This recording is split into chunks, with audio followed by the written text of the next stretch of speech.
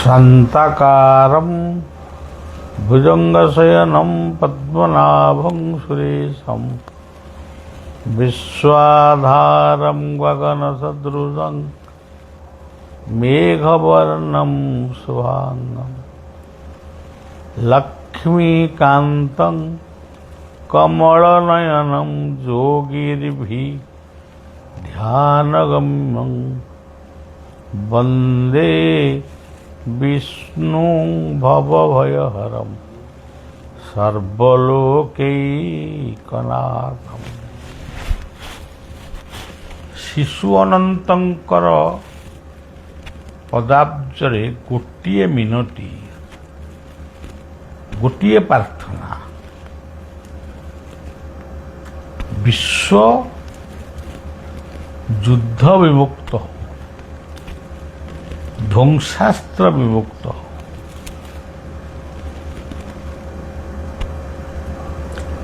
ये मिनटी आपण माने समस्ते करत। ये हूँ गोटे नवेदन। आउ गोटे नवेदन हूँ मद्य मादक ठारू पिला माने दूरे रहंतु।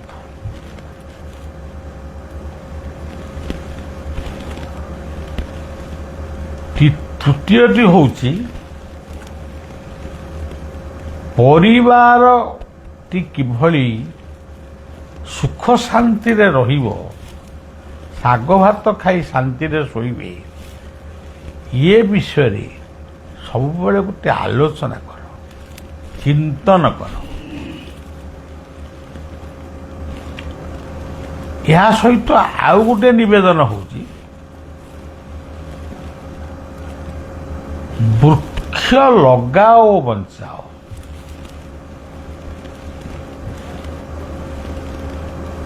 ये हला कथा बार्ता आउटे अछि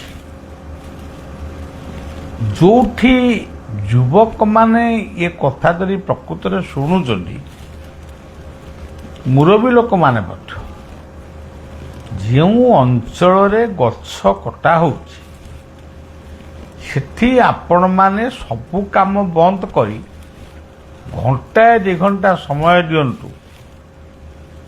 ଗଛ କୋଉଠି ଲଗେଇଲ, ଗୋଟିଏ ଗଛ ତୁମେ କାଟିଲ, 10ଟି ଗଛ ତୁମେ ଲଗେଇ କି ସର୍ବନିମ୍ନ 10ଟି ଗଛ କୋଉଠି ଲଗେଇଲ, आग तुम्हें देखले तापर आम गछ काटिबे, नहले आम गछ को आपण मैंने कुंडे धरवे, तमें आमको आगे काट तापर गछ काट। देखु सज्जन, कौन सी मंदिर अम्लजान दिएनी, मस्जिद चर्च गुरुद्वार सेठी आम प्रार्थना करूँ, मंदिर मस्जिद जहाँ भी हो मनीष को बंचापी कई अम्लजान दियंती नहीं, किंतु गछ अम्लजान दिए, आम विश्व को से दिए अंगारकाम। ये कथा जदि शिक्षाविद माने जानी अଯଥା कथारे आपण माने समय नष्ट कर। आम देखीचु गोटे जगन्नाथ मंदिर तैयारी हम तापई बहु धनी लोक माने बहु शिक्षाविद माने माने पद पदवी रही कार्य करुचंती, डोनेट करुचंती, लक्ष लक्ष टका डोनेट करुचंती। आम देखुचु जेउ माने वृक्ष जंगलर परिवेश विषय जो माने सचेतन से माने मध्य आगु को आसुना, से कहते परिवेश दूषित हो गला, किंतु परिवेश सुरक्षा पाई जो विप्लव दरकार से विप्लव करू केही करूना।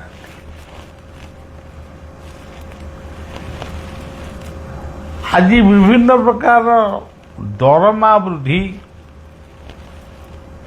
ମଣ୍ଡିରୁ ଧାନ ଉଠେଇବା, ଏସବୁ କଥା ଯେମିତି ଚାଲିଛି ସେମିତି ପରିବେଶର ସୁରକ୍ଷା ପାଇଁ ସମସ୍ତେ ସଚେତନ ହେବା ଉଚିତ।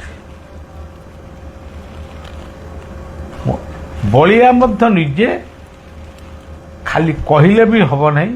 ମୋର ବର୍ତ୍ତମାନ ଗୋଟେ ବୟସର ଆକର୍ଷଣ ରହିଛି, କିନ୍ତୁ ବୟସଟା ବର୍ତ୍ତମାନ ଆଉ ଏତେ କଷ୍ଟକୁ ଟିକେ ସହିପାରୁନି। ତଥାପି ଯେଉଁମାନେ ବଳିଆର ଅନୁଗାମୀ ବା ବଳିଆକୁ ଭଲ ପାଉଛନ୍ତି ସେମାନଙ୍କୁ ମଧ୍ୟ ସେ ବିପ୍ଳବରେ ସାମିଲ କରିବେ। ଏ କଥାକୁ ଆପଣ ଗୋଟେ ଭାବୁଥିବେ ଯେ ବାବା କହୁ କହୁ ଏମିତି ଗୋଟେ କହିଦେଉଛନ୍ତି। ମୁଁ ଏ କଥା ଗୀତା ଭାଗବତରୁ ହିଁ କହୁଛି। ବୃନ୍ଦାବନ, ଚିତ୍ରକୂଟ, ଏଇ ଯେଉଁ ଶବ୍ଦ ଗୁଡ଼ିକ, ପଞ୍ଚବଟୀ, ଏଇ ଯେଉଁ କଥା ଗୁଡ଼ିକ ଆମେ ପୁରାଣରେ ପଢ଼ୁଛୁ, କିନ୍ତୁ ଆଜି ପଞ୍ଚବଟୀ ନାହିଁ, ବୃନ୍ଦାବନ ଖାଲି କୋଠା ଆଉ ମନ୍ଦିର, କୋଟି କୋଟି ଟଙ୍କାର ମନ୍ଦିର ଜଣେ ଜଣେ ସନ୍ଥ କରିଛନ୍ତି, କୋଟି କୋଟି।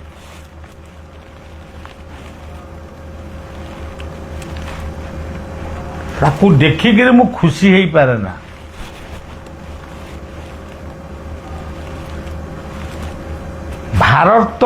ଭାରତରୁ ବି ଜିନିଷ ଆଣି ନାହାନ୍ତି, ବାହାରୁ ଆଣିଛନ୍ତି। ଆଜି ଇସ୍କନ ବୋଲି ଗୋଟେ ସଂସ୍ଥା, ସେ ନିଜକୁ ହିନ୍ଦୁ କହୁନି, ସନାତନୀ ବୋଲି କହୁନାହାନ୍ତି, କି କହୁଛନ୍ତି କ'ଣ କରି ମୁଁ ଜାଣିନି, ହିନ୍ଦୁ ବୋଲି କହୁନାହାନ୍ତି, କିନ୍ତୁ କୋଟି କୋଟି ଟଙ୍କାର ମନ୍ଦିର କରୁଛନ୍ତି। କିନ୍ତୁ କୋଟିଏ ଗଛ କୋଉଠି ଲଗେଇବା ପାଇଁ ଆହ୍ୱାନ ନାହିଁ। କେବଳ ମାଳାଧର, ଏ ଝୁଲାରେ ମାଳା ପୁରେଇକି ଜପ କର, କୀର୍ତ୍ତନ କରିକିରି ନାଚ। ତାହେଲେ ଆପଣ କୁହନ୍ତୁ, ପୃଥିବୀରେ କୋଉମାନଙ୍କର ଦାୟିତ୍ୱ ଏ ପୃଥିବୀକୁ ରକ୍ଷା କରିବା? ସଂସାରୀମାନେ ତ ତାଙ୍କ ଜଞ୍ଜାଳରେ ସେ ବ୍ୟସ୍ତ। ଆମେ ଯିଏ ସଂସାର ଛାଡ଼ିକିରି ଗୋଟେ ଆସିଲୁ, ନିଜକୁ ଆମେ ବୈଷ୍ଣବ ବାବାଜୀ କ'ଣ କହିଲୁ, ଆମ କାମ କ'ଣ? ସାଧନ ଭଜନ ବି ଆମେ କରୁନୁ, ପୋଷାକ ପିନ୍ଧିକିରି ଆମେ ନାଚୁଛୁ। ଶିବ ମନ୍ଦିର କରିବେ ବୋଲି ଗୋଟେ ଜଙ୍ଗଲ ସଫା କରିବେ, ଜଗନ୍ନାଥଙ୍କ ମନ୍ଦିର କରିବେ, ଜଙ୍ଗଲ ସଫା କରିବେ। କେବଳ ସେ ଜଙ୍ଗଲ ଉପରେ ରାଗ କାହିଁକି? ଗଛ ଉପରେ ରାଗ କାହିଁକି? ତାପରେ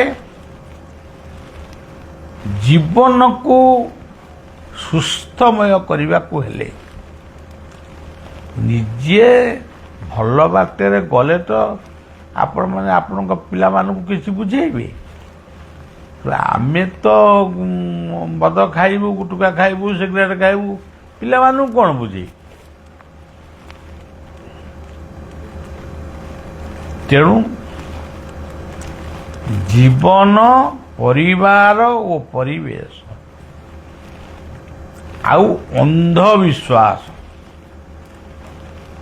ଅନ୍ଧବିଶ୍ୱାସରୁ ଦୂରେଇ ଯାଅ।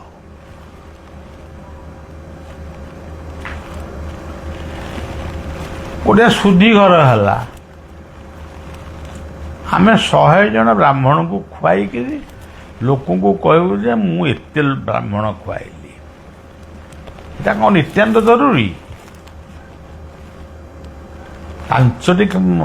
5ଟି ବ୍ରାହ୍ମଣ, ନୈଷ୍ଠିକ ବ୍ରାହ୍ମଣ, ଯିଏ ମନ୍ତ୍ର ଜାଣିଛନ୍ତି, ଗାୟତ୍ରୀ କରୁଛନ୍ତି, ଶାଳଗ୍ରାମ ପୂଜା କରୁଛନ୍ତି, ସେଇଭଳି 5 ଜଣ ପଣ୍ଡିତଙ୍କୁ ଦେଲେ କ'ଣ ହବନି?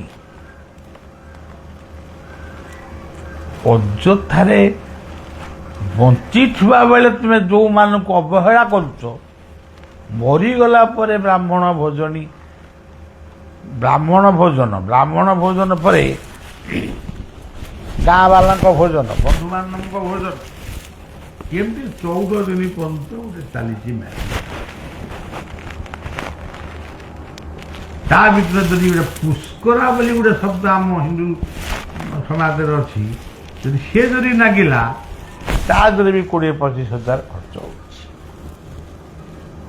କିନ୍ତୁ ଗୋଟେ ସତ୍ସଙ୍ଗ ସେଇ ପଇସାରେ କଲେ, ସେଇ ବ୍ରାହ୍ମଣମାନଙ୍କୁ ଡାକି କଲେ, ଆପଣ ବି ସେଇ ବ୍ରାହ୍ମଣମାନେ ଆସିବେ ସତ୍ସଙ୍ଗରେ ଟିକେ ଭାଗବତ ପଢ଼ିବେ।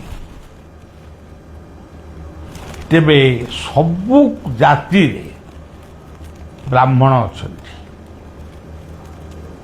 ଯେତେବେଳେ ବ୍ରାହ୍ମଣମାନେ ତାଙ୍କ ଘରକୁ ଗଲେନି, ସେ ବାଧ୍ୟ ହୋଇ ପୁଣି କେମିତି ଶୁଦ୍ଧି ହେବେ? ସେ ନିଜକୁ ହିନ୍ଦୁ ବୋଲି କହୁଛନ୍ତି, ସନାତନୀ ବୋଲି କହୁଛନ୍ତି, କିନ୍ତୁ ତାଙ୍କ ଘରେ ସେ ପିଣ୍ଡ, ଶ୍ରାଦ୍ଧ, ସତ୍ୟନାରାୟଣ ପାଲା କିମ୍ବା କୌଣସି କଥାକୁ ବ୍ରାହ୍ମଣମାନେ ସେଟାକୁ ଯିବେ ନାହିଁ। ଆଜି ବି ସେ କଥା ଅଛି। ତାହେଲେ ସେ ବାଧ୍ୟ ହେଇକି ଖ୍ରୀଷ୍ଟିଆନ ହେଇଯାଉଛନ୍ତି।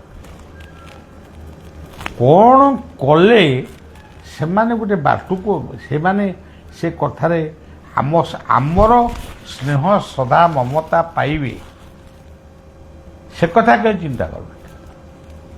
ତାଙ୍କର ବି ବ୍ରାହ୍ମଣ ଅଛନ୍ତି, ସିଏ ତାଙ୍କର ମନ୍ତ୍ର ଫନ୍ତ୍ର ପଢ଼ିକି ଯାହା କରୁଛନ୍ତି, ସେଇଥିରେ ବାହାଘର ହେଉଛି, ସେଇଥିରେ ପାପର ପ୍ରାୟଶ୍ଚିତ ହେଉଛି। ଆପଣ ନିଜେ କୁହନ୍ତୁ, ଆମେ ନିଜକୁ ପାଟି କରି ବଡ଼ ପାଟିରେ ଛୋଟ ପାଟିରେ କହୁଛୁ ସନାତନୀ ହିନ୍ଦୁ, କିନ୍ତୁ ଆପଣମାନେ ନିଜେ ବିଚାର କରୁ ସନାତନୀ ହିନ୍ଦୁ କିଏ? କ'ଣ ଏଇ ବ୍ରାହ୍ମଣ କ୍ଷତ୍ରିୟ ବୈଶ୍ୟ ପର୍ଯ୍ୟନ୍ତ? ଯେଉଁମାନେ ସମାଜର ସେବକମାନଙ୍କୁ କାହିଁ ଉପେକ୍ଷା କରାଯାଉଛି? ପ୍ରଥମ ଶୂଦ୍ର ହେଉଛନ୍ତି ରାଷ୍ଟ୍ର ସେବକ, ଦ୍ୱିତୀୟ ଶୂଦ୍ର ହେଉଛନ୍ତି ଯିଏ ଆମର ସବୁ ମାନେ ପରିଷ୍କାର ପରିଚ୍ଛନ୍ନ କରୁଛନ୍ତି, ବା ଯେଉଁଟା କୁହାଯାଉଛି ସ୍ୱଚ୍ଛ ଭାରତ। ଆଉ ଗଙ୍ଗା ନଦୀରେ ଯିଏ ମୁର୍ଦ୍ଦାର ଭସଉଛି, ଗଙ୍ଗାକୁ ଆଡ଼େ ନମସ୍କାର କରୁଛି, ଗଙ୍ଗା ନଦୀରେ ମୁର୍ଦ୍ଦାର ଭସଉଛି। ବୈତରଣୀ କି ପୂଜା କରୁଛି, ବୈତରଣୀ ନଦୀରେ ମୁର୍ଦ୍ଦାର ପୋତୁଛି। ଏମାନେ କ'ଣ ତାହେଲେ? ଇଏ କୋଉ ଜାତୀୟ ଲୋକ? ଅନ୍ଧବିଶ୍ୱାସର ଲୋକ। କୋଉ ଶୂଦ୍ର ପାଖରେ ପବିତ୍ରତା ନାହିଁ? ଗୁରୁବାର ମାଣବସାରେ ଶ୍ରୀୟା ଚାନ୍ଦାରୁଣୀର କଥାକୁ କାହିଁ ପଢୁଛ? ଲକ୍ଷ୍ମୀ ପୁରାଣ ଯଦି ପଢିଲ, ଶ୍ରୀୟା ଚାନ୍ଦାରୁଣୀର କଥା କେମିତି ଭୁଲି ଯାଉଛ? ଏବଂ ଯେତେବେଳେ ଲକ୍ଷ୍ମୀ ଫେରୁଛନ୍ତି ବଡ଼ ଦେଉଳକୁ, ସେ ଉପାଖ୍ୟାନଟି ମୁଁ କହୁଛି, ସେତେବେଳେ ସେ କ'ଣ କହିଛନ୍ତି? ଆଚାନ୍ଦାଳ ବ୍ରାହ୍ମଣ ଆମେ ଏକତ୍ର ଭୋଜନ କରିବୁ ଆନନ୍ଦ ବଜାରରେ। ଆମେ କରୁଛୁ କି? ପ୍ରକୃତରେ କରୁଛୁ କି? କେବଳ ଆମ ଘରେ କେମିତି ଧନ ବଢ଼ୁ ସେଥିପାଇଁ ଆମେ ଲକ୍ଷ୍ମୀ ପୂଜା କରୁଛୁ। ଲକ୍ଷ୍ମୀ ପୂଜା ହେବା ଉଚିତ, କିନ୍ତୁ ତାର ଅର୍ଥ ନୁହେଁ ଯେ ଏଇ ସବୁ ଘୂଣ୍ୟ ମନୋଭାବ ରଖି ହୀନ ମନ୍ୟତାରେ ଅସଦାଚାର ବୃତ୍ତି କରି ଆମେ ଲକ୍ଷ୍ମୀ କେବେ ହେଲେ ଆସିବେନି। ଯେଉଁମାନେ ଲାଞ୍ଚୁଆ ମିଛୁଆ, ସେମାନେ କ'ଣ ଲକ୍ଷ୍ମୀ ପୂଜା କରିବେ? ଲକ୍ଷ୍ମୀ କି ଚୋରି କରୁଛନ୍ତି, ସିଏ ହଉଛନ୍ତି ଲକ୍ଷ୍ମୀ ଚୋର। ଯେମିତି ଗୋଟେ ରାବଣ ସୀତାଙ୍କୁ ବହୁତ ସମ୍ମାନ ଦେଲେ ବି ରାବଣ ନାଁରେ ଗୋଟେ ଅପବାଦ ଅଛି ସୀତାଚୋର। କିନ୍ତୁ ସେମିତି ଏ ସମାଜର ଚୋର ହେଉଛନ୍ତି ଯେଉଁମାନେ ଲାଞ୍ଚୁଆ, ଲାଞ୍ଚ ନ ନେଲେ ଯେଉଁମାନେ କାମ କରନ୍ତି, କୋଟି କୋଟି ଟଙ୍କା ରଖିକିରି ସମାଜରେ ଗୋଟାଏ ନିଜକୁ ପ୍ରତିଷ୍ଠା କରନ୍ତି। ତାଙ୍କ ପିଲାମାନେ କାହିଁ ଆଉ ପାଠ ପଢ଼ିବେ, ତାଙ୍କ ସେ ପଇସା ଭୋଗ କରିବେ। ଆଉ ଅକସ୍ମାତ ଧରା ପଡ଼ିଯାଉଛନ୍ତି ବହୁତ କଥା ଆପଣମାନେ ଟିଭି ପରଦାରୁ ଜାଣୁଛନ୍ତି। ତେବେ ସଜ୍ଜନ, ମଦ୍ୟ ମାଦକଟା କଥା ଖାଲି କହିଲେ ହେବ ନାହିଁ। ପରିବାର ଗଠନ କରିବା, ପରିବେଶର ସୁରକ୍ଷା କରିବା, ଆଉ ଗୋଟେ ବଡ଼ ନିଶା ଆମ ଭିତରେ ଘାରିଛି, ଖାଲି ଯୋଉଠି ପାଇଲେ ସେଇଠି ମନ୍ଦିର, ସେଠି ହନୁମାନଙ୍କ ମୂର୍ତ୍ତି। ଗୋଟିଏ ଗ୍ରାମ ଦେବତୀ ମନ୍ଦିର କଲ ଭଲ, ଗଛ କେତେ ଲଗେଇଲ? ଆଗରୁ ସବୁ ଗଛରେ ଆମେ ଗ୍ରାମ ଦେବତୀଙ୍କୁ ପୂଜା କରୁଥିଲୁ। ଗଛ କାଟି ଯଜ୍ଞ କରୁଛ, କିନ୍ତୁ ଶିକ୍ଷାବିତ୍ ମାନେ ଚିନ୍ତନ କରିବେ ଏ କଥାକୁ। ଯେଉଁମାନେ ଶୁଣୁଛନ୍ତି ସେମାନେ ତାଙ୍କ ପାଖରେ ଥିବା ଶିକ୍ଷାବିତ୍କି ପଚାରିବେ, ଗଛ କାଟି ଯଜ୍ଞ କରିବେ, ସେ ଯଜ୍ଞ ଫଳ ଦବ କି? ଯେତିକି ଗଛ କାଟିଲ ସେ କେତେ ପାପ ଅର୍ଜନ କଲ, କେତେ ଅମ୍ଳଜାନ ନଷ୍ଟ କଲ, ପୁଣି ଯଜ୍ଞରେ ଶୁଆ କରି ନିଆଁ ଜଳିଲା, ସେଥିରେ ବି କେତେ ଅମ୍ଳଜାନକୁ ପୋଡ଼ିଲ। ମନ୍ଦିର ଗଡ଼ ଯେତିକି ଦରକାର ଗଡ଼। ଖାଲି ବାବାଜୀ ମାନେ ବାବାଜୀ ହେଇଗଲା ମାନେ ସେ ତାଙ୍କ ଭାବୁଛନ୍ତି କେବଳ ମାନେ ମନ୍ଦିର ଗୁଡ଼ାଏ କରିଦେଲେ ଲୋକ କହେ ମୋ ସ୍ମୃତି ରହିଯିବ। ଏବେ ଜଣେ ବାବାଜୀ ମୋ ପାଖକୁ ଆସିଥିଲେ, ସେ ଜଗନ୍ନାଥ ମନ୍ଦିର କରୁଛନ୍ତି। ମୋତେ କହିଲେ ଟିକେ ସାହାଯ୍ୟ କରିବେ। ହଉ, ଯାହା ଆମ ପାଖରେ ଥିବ ଦେବା। ଦେଲି ମଧ୍ୟ କିଛି, ସେଟା ତାଙ୍କ ମନକୁ ଗଲାନି। କହିଲେ କ'ଣ ବାବା ଏତେ ବଡ଼ ସାଧୁ, ଏମିତି ସବୁ ମୋର ପ୍ରତିଷ୍ଠା ଏମିତି ଅଛି ବୋଲି ସେ କହିଲେ ସମସ୍ତଙ୍କୁ। ଦେଇଛନ୍ତି ମୋର 3000 ଟଙ୍କା। ଏଥିରେ କୁହନ୍ତୁ ଜଗନ୍ନାଥ ମନ୍ଦିର କ'ଣ? ମୁଁ ତାଙ୍କୁ କହିଲି ବି, ମୁଁ କହିଲି ମହାରାଜ ଜଗନ୍ନାଥ ମନ୍ଦିର କାହିଁ କରୁଛନ୍ତି? ବା ପୁରୀରେ ଠାକୁର ଅଛନ୍ତି, ଆଉ ବି ବହୁତ ଜଗନ୍ନାଥ ମନ୍ଦିର ଅଛି।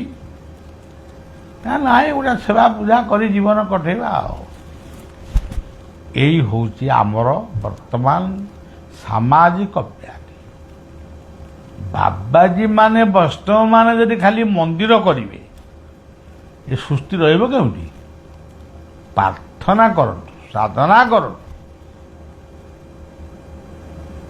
ବୃନ୍ଦାବନରେ ଗୋଟେ ପ୍ରେମ ମନ୍ଦିର ହେଇଛି, ସେ ପ୍ରେମ ମନ୍ଦିର ଭିତରୁ କିଛି ପ୍ରେମ କିଛି ଝରିଲାନି କି?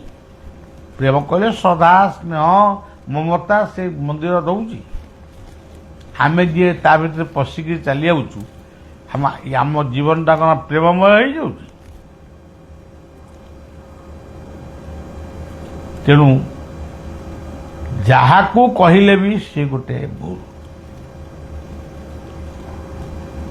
ଆଜି ଧର୍ମ ନାମରେ କୋଡ଼ କୋଡ଼ ଟଙ୍କା ଯାଉଛି, କିନ୍ତୁ କେହି ଗୋଟେ ମାନେ ଧର୍ମର ବାର୍ତ୍ତା କେହି ଦେଉନାହାନ୍ତି।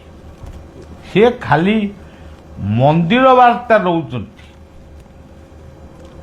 ଭାଗବତ ପ୍ରବକ୍ତା ମାନଙ୍କୁ ଡାକିକିରି ଭାଗବତ ଶୁଣୁଛନ୍ତି। କେତେ ଜଣ ମନେ ରଖିଛନ୍ତି? ପୁଣି ଗୋଟିଏ ଗୋଟିଏ ମଞ୍ଚରେ 5 ଜଣ 7 ଜଣ ପ୍ରବକ୍ତା ଆସିବେ।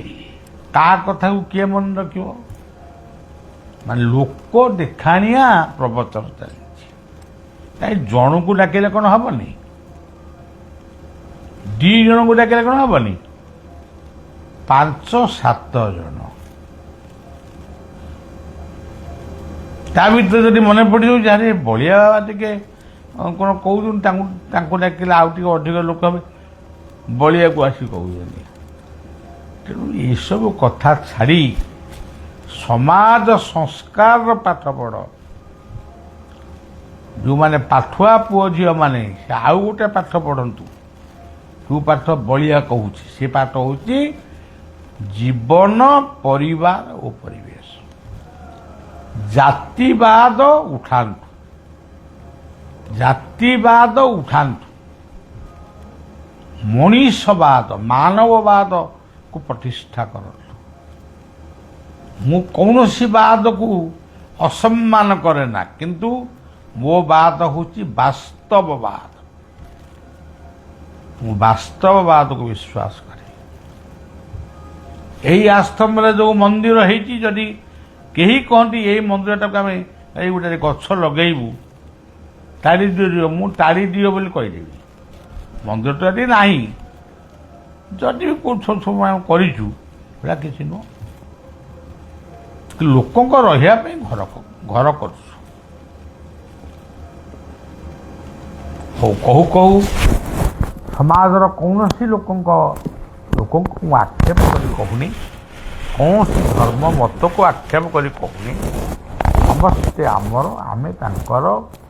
ତ ଯଦି କହୁଥିବି କି ଭାବୁଥିବି ଆକ୍ଷେପ, ସେଥିପାଇଁ ମୁଁ କ୍ଷମା ମାଗୁଛି। ଆପଣମାନେ କିନ୍ତୁ ବାସ୍ତବବାଦୀ ହୁଅନ୍ତୁ, ପରିବେଶ ପ୍ରେମୀ ହୁଅନ୍ତୁ, ପରିବାରକୁ ଗଠନ କରନ୍ତୁ, ଜୀବନକୁ ସୁସ୍ଥ ରଖନ୍ତୁ। ଏତିକି ନିବେଦନ କରି ରଖୁଛି। ଜୟ ଗୁରୁ, ଜୟ ଜଗନ୍ନାଥ।